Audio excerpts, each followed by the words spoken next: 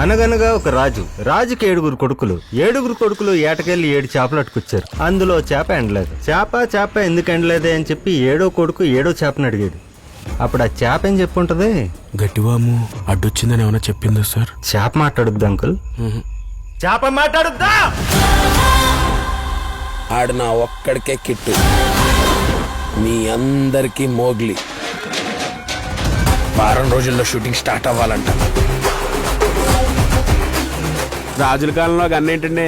ఇప్పుడు గన్ ఉంటేనే పెద్ద సినిమా, ఫ్యామిలీస్ కి ఎక్కేస్తా సార్. అదే పల్స్. అనాథన్ కాబట్టి సరిపోయింది అయ్యా. సార్ తను ఒక background dancer. She's deaf and mute.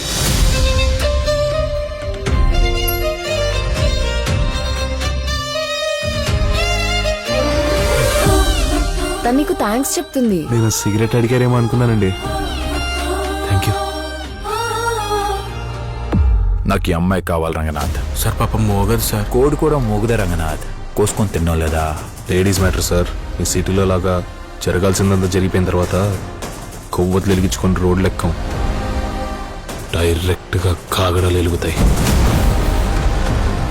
మా ఎస్ఐ కూడా ఇంకో 40 రోజుల్లో ట్రాన్స్ఫర్ వెళ్ళిపోతున్నాడు. తర్వాత ఎవరొస్తారో ఏంటో.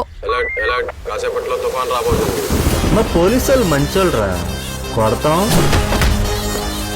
బిర్యానీ పెడతాం. Oh my God, handsome man. ఒక్కసారి నాది అనుకున్నాక ఎవడ ముట్టుకోకూడదు. ముట్టుకుంటే ఎలాగా ఉంటది. దమ్ముంటే నువ్వు మంచోడని ప్రూవ్ చేసుకోరా. సరే సార్.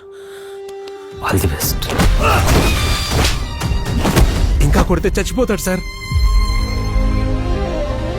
అమ్మాయిని కాపాడుకోరా అంటే పోలీసు వాడిని కొట్టి పెద్ద హీరో అయిపోతాడంట. ఈడో పెద్ద ప్రభాస్.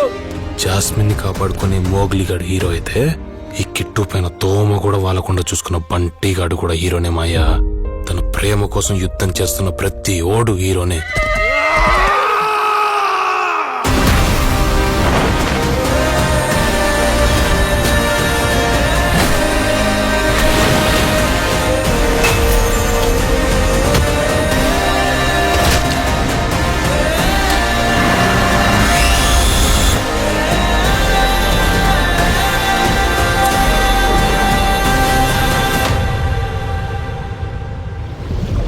ప్రతి ప్రేమ జంట సీతారాములు కాకపోయినా